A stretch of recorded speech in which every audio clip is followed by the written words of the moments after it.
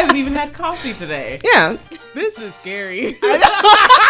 I had refilled and drank that water so many times that I got water poisoning. I was a TV kid. I would just sit there and watch various channels. Did you get to see Harry Potter? No, I didn't either. I was banned from seeing it because I do remember having a brief crush on Daniel Radcliffe. Get ready, folks.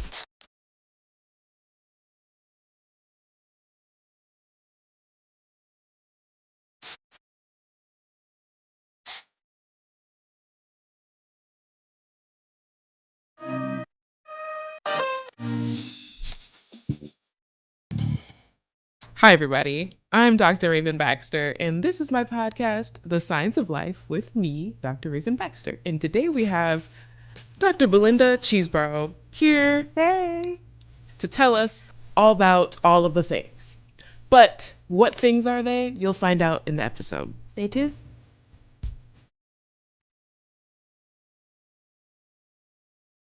So, I have a story. And first of all, we were talking about how I love sparkles and rhinestones. So it's becoming a problem. Okay? Yeah. It's becoming a problem. So much so that I went on Etsy and found, I typed in bedazzled, and I should have never done that. Oh no. Because you can get bedazzled anything on Etsy. You can get bedazzled Frank's hot sauce, which I need a sponsorship. Bedazzled Frank's hot yes. sauce. Yeah, I'm gonna pull it up. Right I was like, here. you gotta pull it up. I have to see this now. Bedazzled Frank's. You can get bedazzled hand cream, like Nivea hand cream or Aquaphor. They have the bedazzled containers. What? You can get a bedazzled bag of chips. How does that even work? I'm about to show you. Bedazzled. Actually, I have it in my cart. Oh my god. Look at my cart. Oh my god. I've got issues. It's literally here. No. Oh my god. Look at this shit. Look. That's actually beautiful though. That's actually beautiful though. So if I'm gonna keep hot sauce in my purse, you know what I mean? Yeah. And I wanna be at Waffle House and just slam that thing on the table. Hot sauce in your bag swag. It's an accessory. It is. Come on, man. It's $48. I mean, that's a lot of work to bedazzle a Frank's Red Hot. It is. Bottle, so. It is. And I was going to buy it anyway. So. But welcome to how not to spend your money. They've got everything. Even no, it's gone. No. I can't believe it's gone. It was bedazzled hand cream. Anyways, I've got my eye on this. Oh no.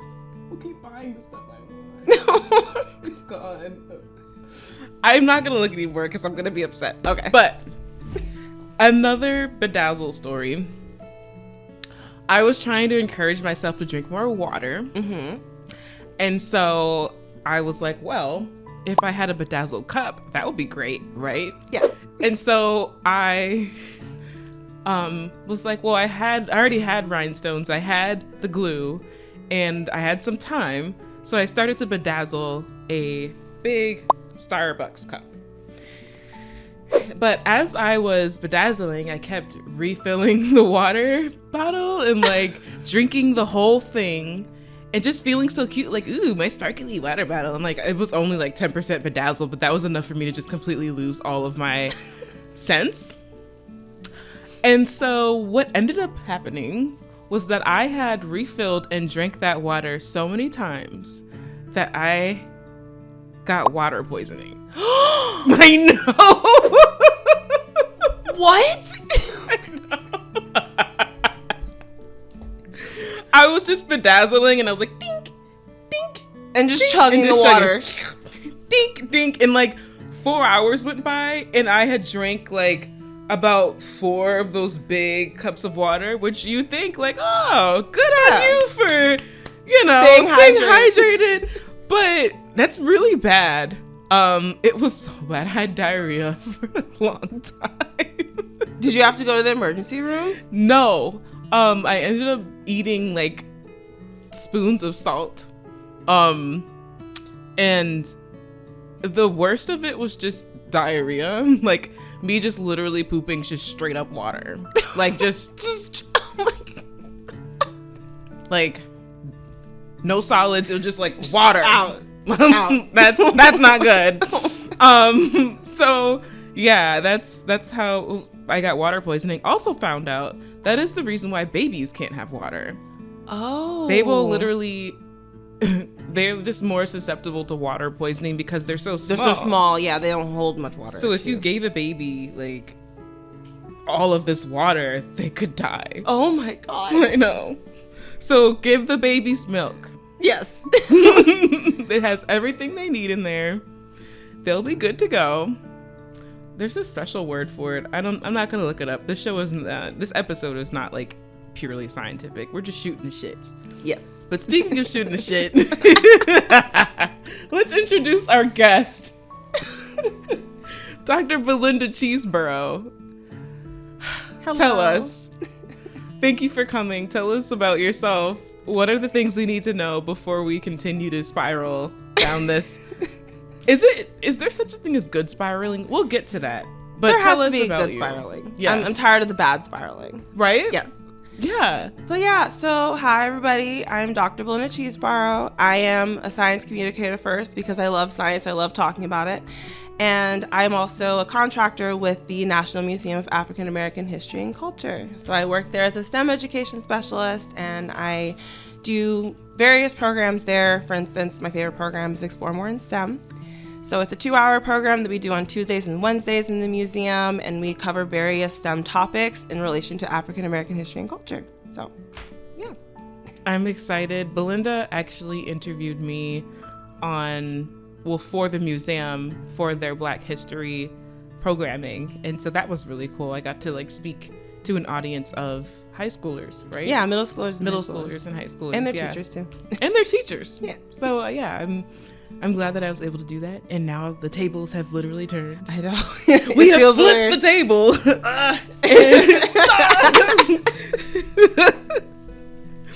And now I get to bother Belinda.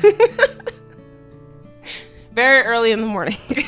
Yes, which I'm very grateful, and I owe you lunch, and I will happily take you to lunch. I'm happy to go to lunch. We will be hungry after this. Yes. So yeah. But Belinda, you're a science communicator.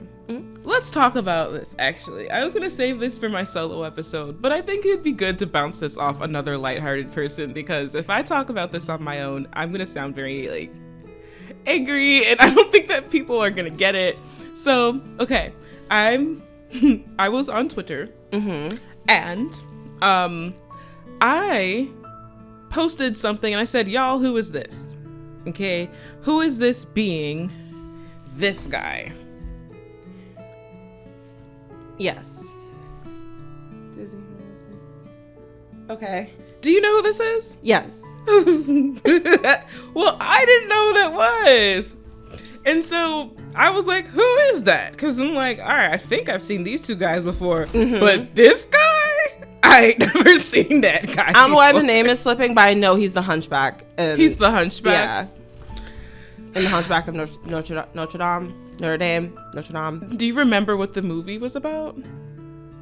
There was a woman, there was a white guy, there like so every Disney movie ever besides Lion King, there were no white people in that movie.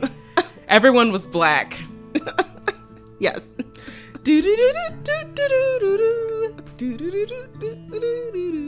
He can sing. That's what I know. I know that he rings the church bells. And then it was a very interesting movie. And there's some pretty iconic songs from that movie. But I'm also not a huge Disney person. So like, I'm probably putting to shame a lot of people who know more about the Hunchback of Notre Dame. But yeah.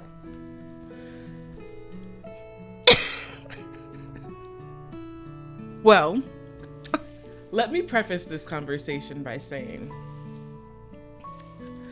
I am autistic, okay? And growing up as an autistic child, I only did a very set number of things with my life. One of them, obsessing about science. The other was watching Lion King and watching Rugrats in Paris. Ooh. Okay. With the accompanying soundtrack. Ooh. Rugrats in Paris soundtrack was great. Who Let the Dogs Out was on there, along with many others.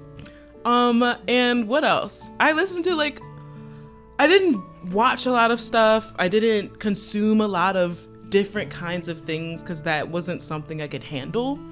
So, as an adult, now that I have more skills, I can handle more things, I'm now realizing that I missed a lot of shit. I have not watched many Disney movies.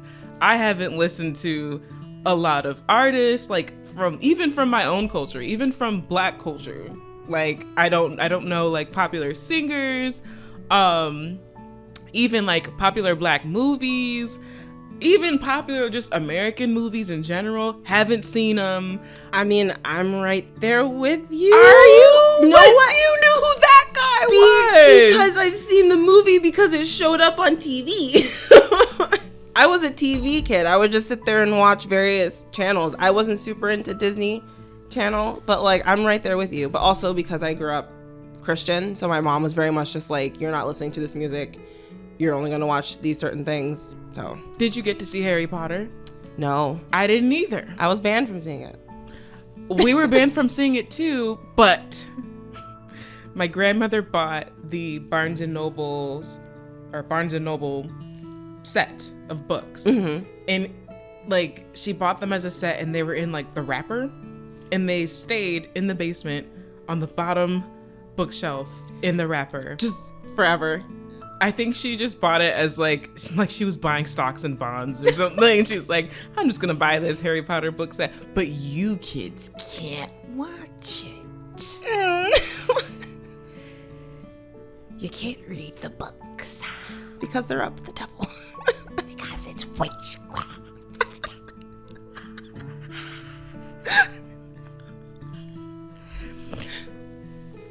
But yes. Obviously, I feel some kind of way about it. Yes. I mean, actually, now I think back on it, I did see the first movie when I was younger, because I do remember having a brief crush on Daniel Radcliffe when I was younger. Was he popping like that? Well, it's a weird man. I'm gonna leave it there. Nerdy glasses. That's all. That's all. No, that's all. That's all it took. That's my type. That's my type.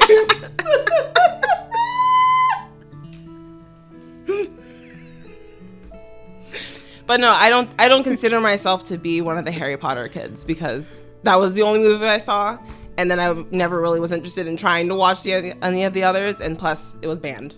So here we are. And now, like, I brought it up on Twitter that I wanted to watch Harry Potter because I missed out. I missed out on the things that everybody else got to do. And they were like, well, you shouldn't support J.K. Rowling. And I was like, yeah. But I want to have what you have. The window of opportunity is closed. I can't even enjoy this shit now publicly. All these people, they had all these years before J.K. Rowling, like, opened her mouth. And became ridiculous. Like, all of these years, y'all were just frolicking Harry Potter in Harry Potter bliss. Mm-hmm. I don't think it's fair. No, it's not. My childhood was robbed. Robbed, I tell you. Yeah. I'm looking at you, Mom. It's your fault.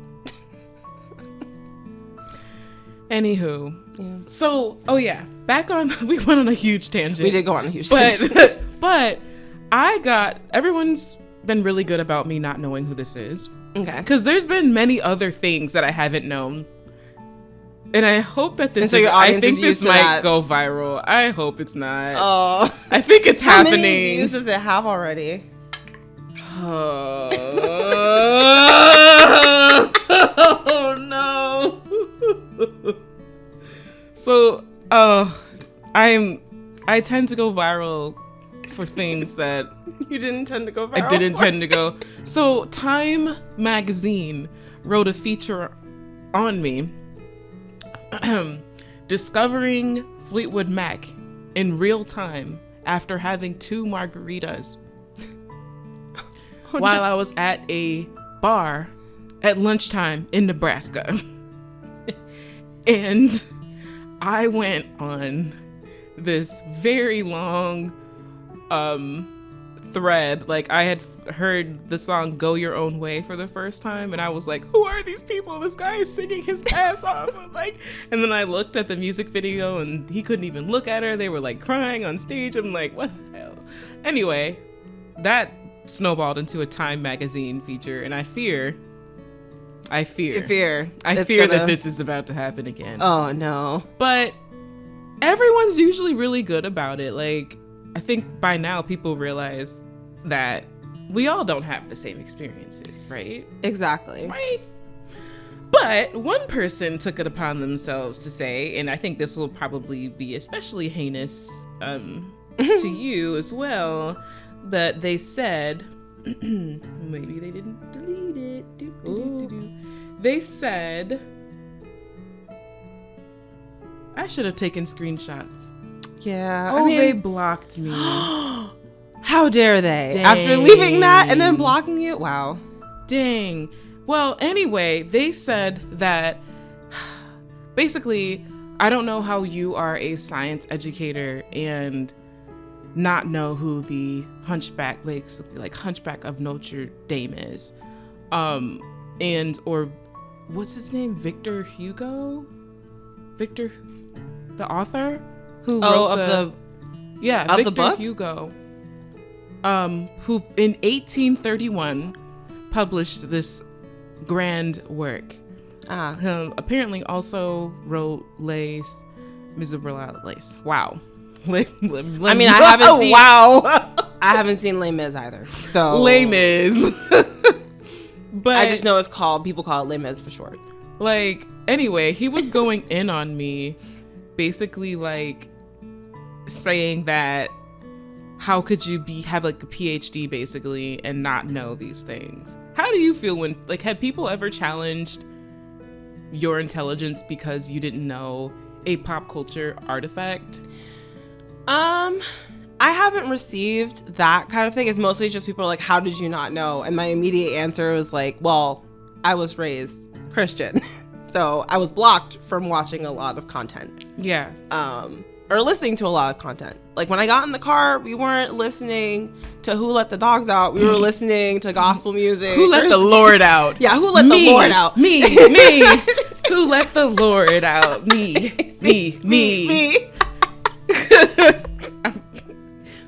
He knows my heart. And all the wonderful Christian parodies. Anyway, yeah. You watched VeggieTales? I did watch VeggieTales. I loved VeggieTales. I also did love VeggieTales too. How did they get so much done with no hands? Right?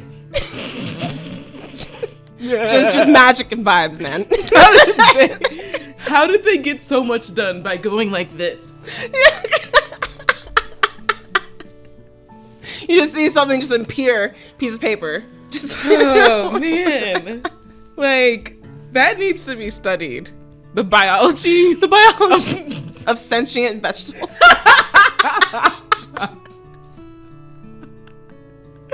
The biology. Honestly, where would he poop? Did he have a butt? Did he? Did they eat? They don't eat either. What would they eat?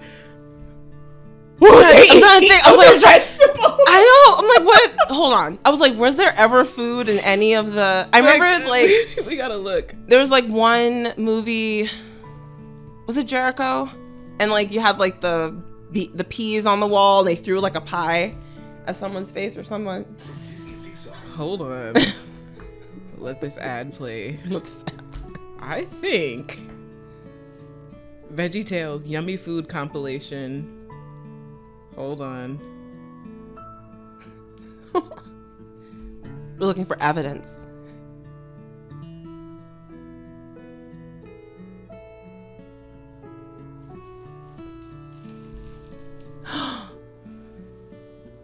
They do eat. They're eating peppers. He has the chef has a platter of peppers. Are those apples? Either way, do they eat fruits? Ooh. There is a blueberry. So that there are fruits in this VeggieTales too. So the veggie. Okay. See, this is the problem that I have with making making food sentient, because then you start breaking down everything we understand about. What do they eat? They are cannibals. They are cannibals, but the thing is, that's not sentient. So what determines what's sentient and what isn't sentient?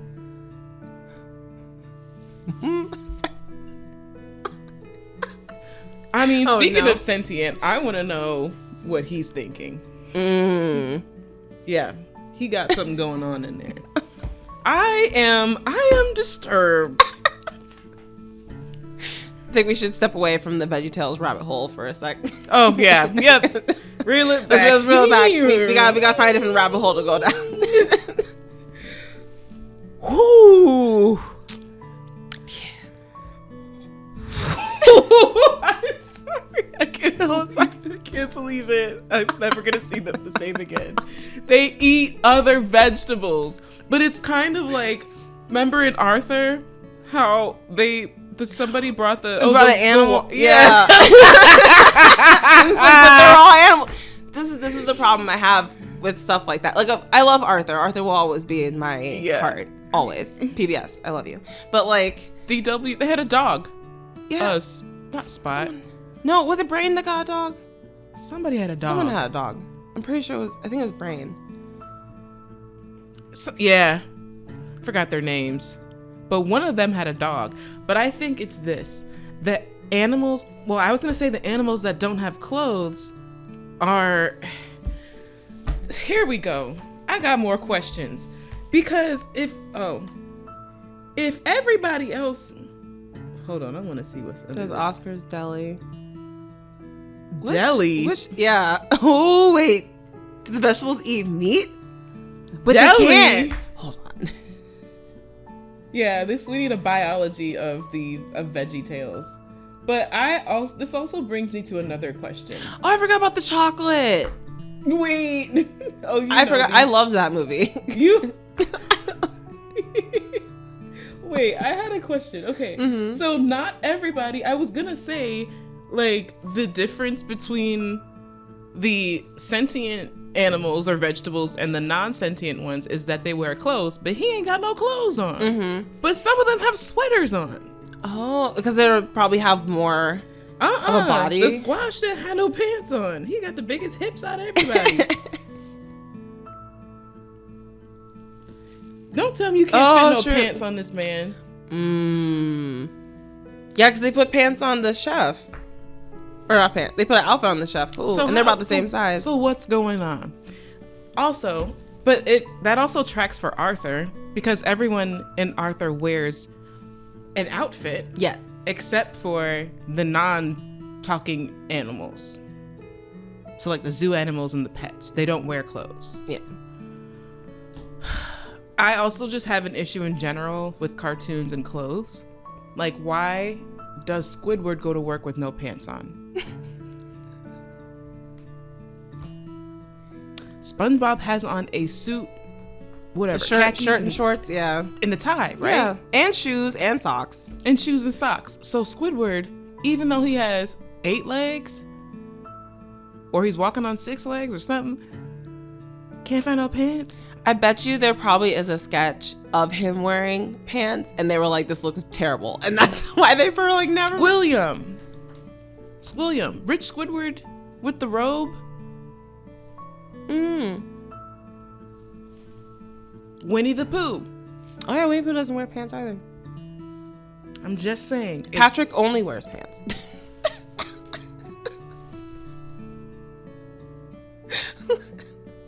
And occasionally shoes.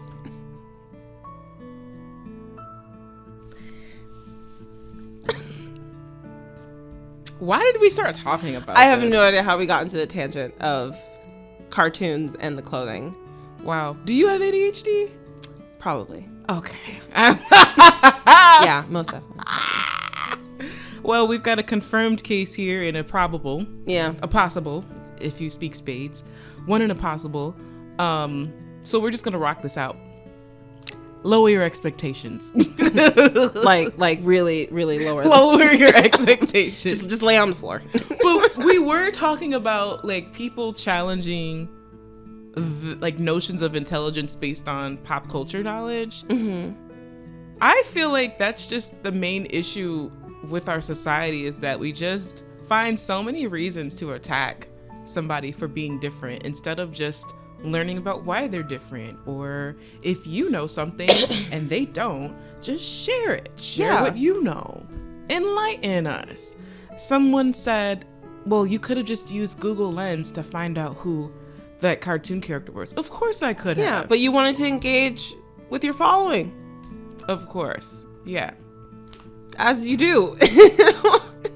And it's more fun to talk to people about stuff rather than just like trying to find the information out on your own. And honestly, like when you start to ask people about things that they know, you don't just get the answer, but you get like people's experiences. You get other things that they know, contextual information. Mm-hmm. And I find that way valuable than doing a Google search. Yeah. It's like Google's just going to give you the top answer with AI. Even, Google put the AI sauce on their stuff, and I'm not liking this. Yeah. I personally, I'm not into it. It's making people, I think it's making people, I don't know if I want to say, I just wish that we could kind of get back to the art of talking to each other. Mm-hmm. We're already in such a divided world and connecting through screens. Like, why make the division even greater and just say, hey, forget talking to each other online at all. You can talk to this robot. Mm-hmm. And the robot will give you all the answers instead of going to your community center, instead of having a podcast and making friends and going out in society, touching grass. Going to board game night. Going to board game. When is that? Oh, so there's a board game night near me at Valor Brew Pub. It's hosted by Labyrinth Games. Ooh. And they do it every Wednesday. It's like the boozy one's on Wednesday and the non-boozy one's on Thursday. From 6 to 10 p.m. Damn. Yeah. I know where I'm going to be. Okay. That's fun. Okay. But yeah, like, I don't know. And so the argument that guy was making before he blocked me, which was weird because I didn't even really say anything, but everyone else, he was weird in general for attacking you. Yeah, it was pretty weird. Yeah. Pretty weird. But like he made a point of, well, this is what's wrong with our education system. What? I don't know. How is knowledge on the Hunchback of Notre Dame gonna help with you navigating living in the US? I looked it up. Hello?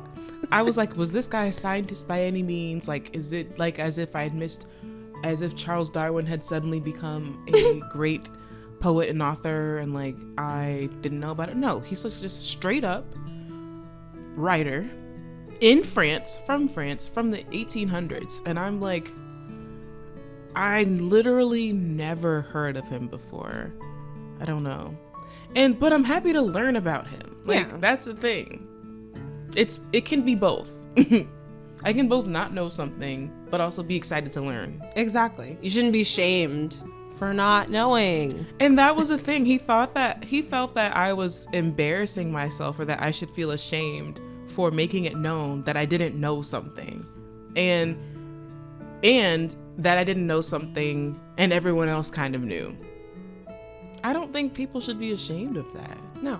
I think we need to set the record straight. When you get a PhD, it doesn't mean that you have the ticket to knowing everything. It just means that you have the tools to learn whatever you want to learn. Yeah, exactly. That's all it means. We're just regular people and we just hyperfixated on this one thing and it's like, yeah, we could talk about that. Exactly. Yeah. And a lot of PhD work is collaborative. So, I mean, science is not done in a vacuum. We work on teams. We are interdisciplinary, multidisciplinary, and I mean, very rarely are we just working on our own to solve a problem. So it's in our nature to turn to our community and get answers. And no, I'm not going to run and use AI every chance I get. Oh my God. Just because it's there, because we're going to lose the art of communication. Mm-hmm. And I'm not down for that. the last thing our world needs right now is for us to forget how to talk to each other. Oh, just imagine like how much social anxiety is going to go out. People will be like, oh, all of a sudden I'm presented with a human in front of me. Exactly. I think it's already happening. It's like, where, like, what are my options? I think it's already happening. I think the pandemic certainly exacerbated that. That's true. And then now we're in the AI era, and it's like, oh, okay. It's like it does come in clutch for certain times, but most of the time it's kind of like, I don't really need it. Yeah, 100%. It's going to be interesting to see how our generation and the generations like after us yeah, embrace it, or how they embrace it. I have like younger students reaching out to me, and it's very obvious that they used ChatGPT or some type of AI to write the email. And I'm like, this has no personality. I would have rather you just freestyled it and just been yourself, rather than assume that I want this formal, no seasoning inquiry. No. And unfortunately they'll do that. And I mean, maybe I should have a different response, but somebody sent me a mentorship request with a ChatGPT letter, and I wasn't sure how to respond. I mean, how would you respond? That's a good question. I would be like, thanks for reaching out. But from now on, how about you just talk to me if you want? Yeah. Do you want to talk on the phone? Do you want to do like a quick phone call so I can get a sense of your personality? Because ChatGPT is not who I want to talk to. I want to talk to you. Y'all heard it here first. We want to talk to you. Exactly. But you mentioned something. Okay, PhDs, we know what we know, and we went down certain rabbit holes. So what was your rabbit hole that you went down? My rabbit hole. Get ready, folks. Ooh, uh-oh. Sorry, Nika. So what I tell people on the streets is that I study black holes. But for those who know, I study gravitational waves. And gravitational waves are these little things that we call little ripples in the fabric of space-time. And these allow us to learn about systems, especially like black hole systems or black hole neutron star systems that have formed either within our galaxy or in other galaxies. And they tell us information about their dynamics that we can't get from just observing with regular telescopes. So we've discovered them since 2015, proving Einstein right literally about 100 years later when he predicted that they could be a thing, but he didn't think that we would ever build technology that would be sensitive enough to get to detect them, and we did. And the funny part is that in 2015, that was the year I started grad school, so I just went into the field from there. That's very exciting. That's really cool. Okay, so questions. I just had dinner. I invited a couple of friends over last night, and they had a ton of questions about the nature of the universe. And do you ask yourself questions about the grander scale of cosmology and like the nature of the universe? The funny part is I don't. I'm more concerned internally than I am externally, to be completely honest. But like when I do take a chance to think about the universe, I just feel grateful to just be here and know more about it. Like I know a lot of people talk about how looking up at the stars makes them feel alone or makes them feel small. Dang. And I look up at the stars and I'm like, this world is freaking cool. Like there's just like so many things, and we still have things yet to know. And so like for me, it's just, instead of feeling small, I feel like I'm a part of the universe. Yeah. So. Yeah, I feel the same way.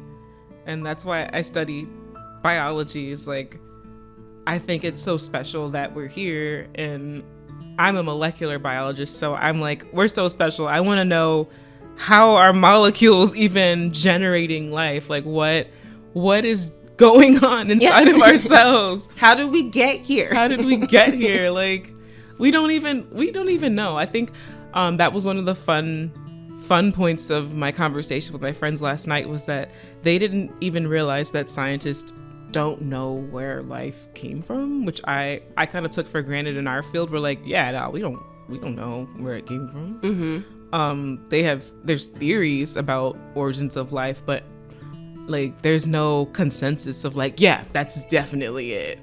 One theory is like called primordial soup, which is like basically a bunch of just a hot pot of like of matter morphing itself essentially into Power Rangers. Yeah. Mighty Morphin Power Rangers. We're all Power Rangers.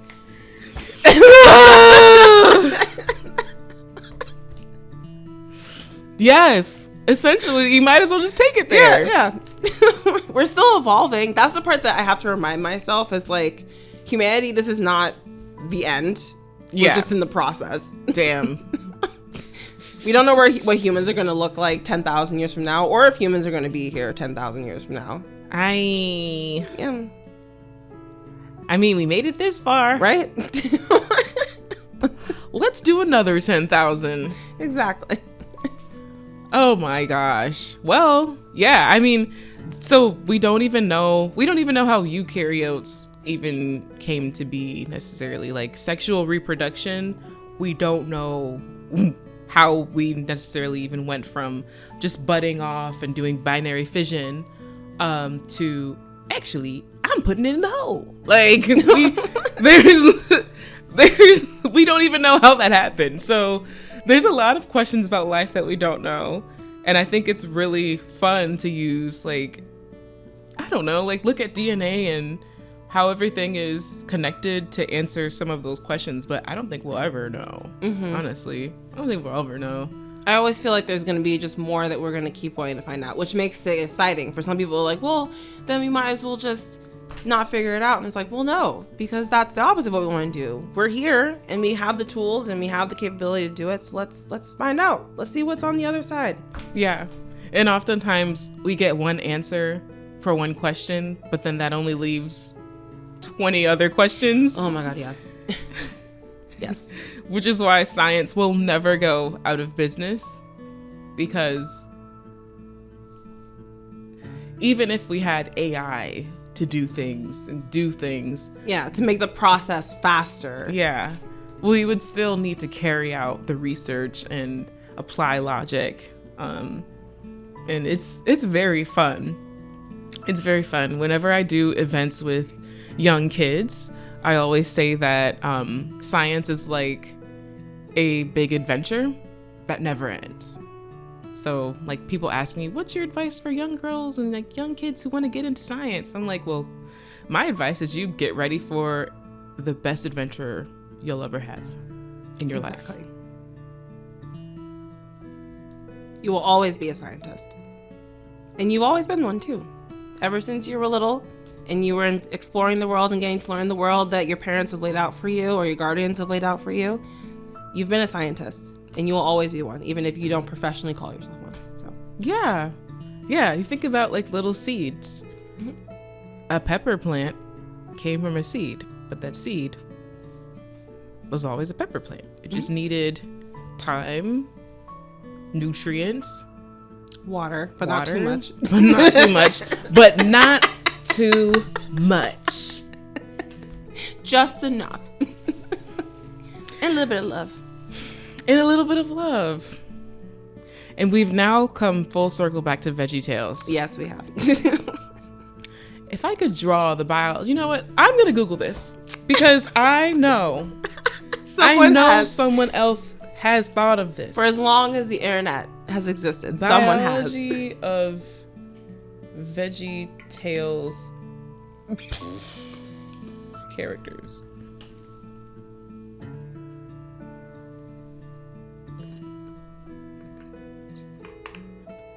It's like water drinking ASMR.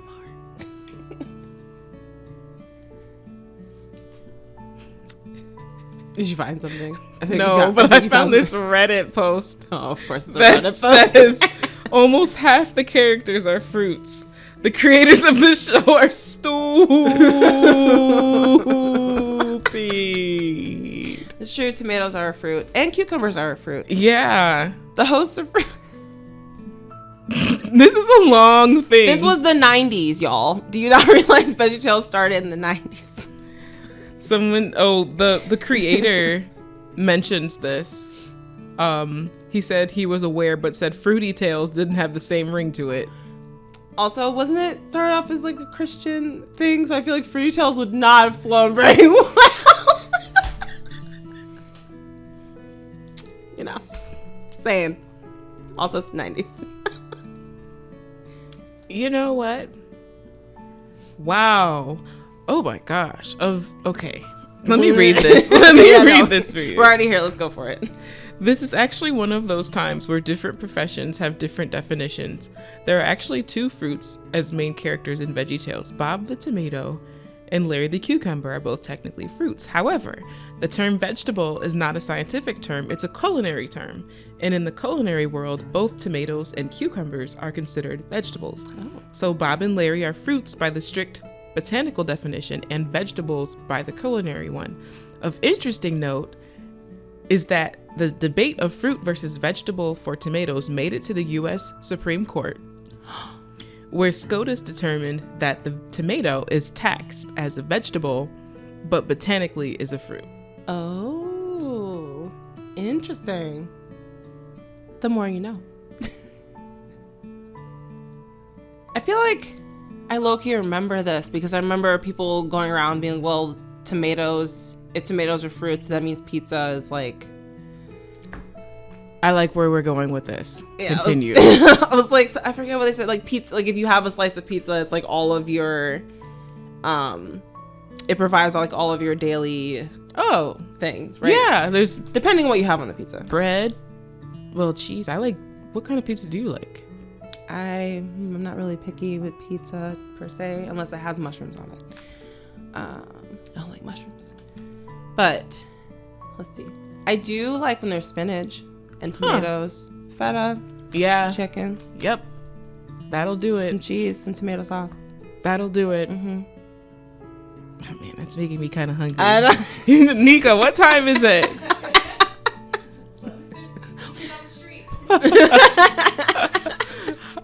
What time are we at? You got 42 minutes. Oh, damn. This is a pretty good episode. Right? Okay. Well, I'm gonna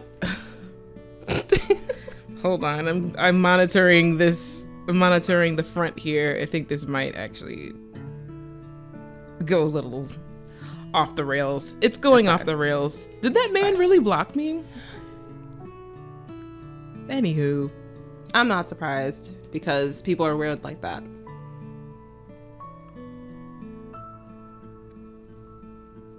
Oh yeah, I can't find. Let me see. Oh my God. Well, I literally said nothing. Oh well. Everyone else can see it. Mm-hmm. So, thank you for coming on. This was so last minute. Belinda is amazing, and you will be back. Yay! I would love to come back. I'm accepting your invitation for you. Yes. To come back on the show. And actually, it'd be cool to have you and Ron on so you guys can duke it out. Oh my goodness. Duke out the gravity. They both study gravity. Yes. But Ron studies black hole gravity, and you study the waves, which is different. Yes. But is there overlap? Oh, yeah. Yeah, because of the black holes, gravity is producing gravitational waves. So. Right. Yeah. When it's in a system. Okay, guys. We'll see you next time. Thanks for listening. Oh, wait. Do you want to tell people where they can find you? Do you want people to find you? I mean, you can find me at the museum, but... Do you want people to go to your job? I mean, on Tuesdays and Wednesdays, you can come. Okay. From 11 to 1 p.m. Just look it up on our website. When you go to the events, upcoming events, and see Explore More in STEM, you can come visit me there. Yeah. If you want to follow me, you can follow me on Twitter at BD Cheeseboro. And you can also follow me on Instagram at Belinda Cheeseboro. Yay! Thanks, Belinda.